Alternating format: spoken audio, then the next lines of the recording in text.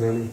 अस्सलाम वालेकुम जी, माई साहब doctor Ghulam Dastagir, the resident surgeon of Bahawal Victoria hospital Bahawalpur ji. अभी आपको ये एक चीज दिखा रहे हैं जी, ये देखें। तो आप में से कितने लोग हैं जो इसको जानते हैं कि ये क्या चीज है और ये किस चीज के लिए इस्तेमाल होती है।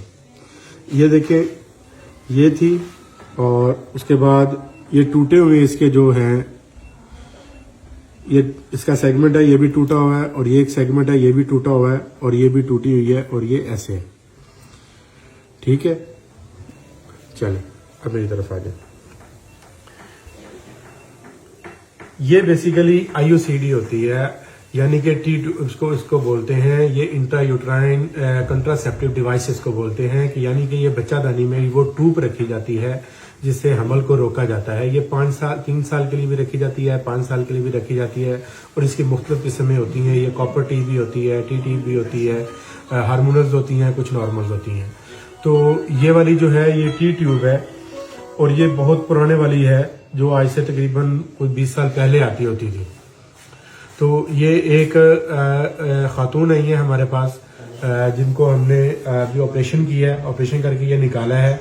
इसकी कोई कॉम्प्लिकेशंस होती हैं, अगर इसको रखवाया जाए तो इसमें ब्लीडिंग हो सकती है, इसके अंदर इन्फेक्शन हो सकता है और दूसरी इसकी एक मेजर कॉम्प्लिकेशन होती है परफोरेशन, यानी कि ये बच्चादानी के अंदर सुराख कर देती है और सुराख करके ये बच्चादानी से बाहर आके अंतरियों के साथ जो है वो जुड़ जाती है। तो ये ट्यूब पेशेंट ने कम से कम 20 साल पहले रखवाई थी और वो भूल गई, उसे नहीं पता था कि मैंने रखी है या नहीं। उसके बाद उसका बीटीएल हो गया, सर्जरीज हो गई और वो पेशेंट जो है वो लेके फिरता रहा।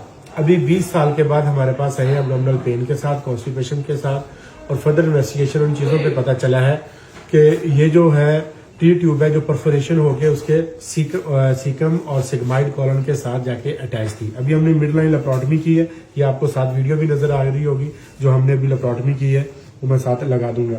तो बेसिकली ये होती है कि ये रखी जाती है बच्चादानी के अंदर और ये नीचे इसका धागा जो लटक रहा होता है, ये ऐसे नीचे होता है, जो कि बाहर होता है, उसका मुंह जो होता है वो बाहर की तरफ होता है। जब आपने निकालनी होती है तो उसको धागे को पकड़ के बाहर निकाल देते हैं, लेकिन ये समटाइम जो है इंटरकोर्स करने पर ये रिटेक्ट होकर ये ऊपर की तरफ चली जाती है, धागा भी ऊपर चला जाता है और ये बाहर नहीं निकलती और फील भी नहीं होती। कुछ अर्सा ये बच्चादानी के अंदर रही, फिर आहिस्ता आहिस्ता उसने एज अ फॉरेन पार्टिकल इसने एक्ट किया और इसने यूट्रस को परफोरेट किया और करके अंतरियों के साथ आ गई। अब हमने इसको निकाला है, जबकि पेशेंट ये कह रहा है कि मुझे नहीं पता, मैंने नहीं दिखवाई और उसको इस चीज का याद भी नहीं है। तो ये सीटी स्कैन करवाया पहले हमने सारी इसकी इन्वेस्टिगेशन की, उस पर हमने इसको देखा और उस लाइन पे आज हमने खोला और ये हमने अभी इसको निकाल लिया है।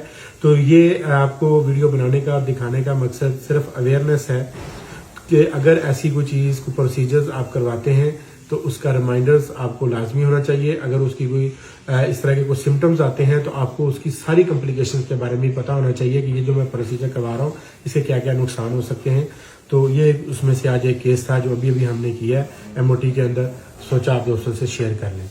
इस वीडियो को आगे शेयर करें ताकि दूसरे लोग भी इसको देखें और इससे फायदा हासिल करें। बहुत शुक्रिया, अपना ख्याल रखिएगा, अल्लाह हाफिज।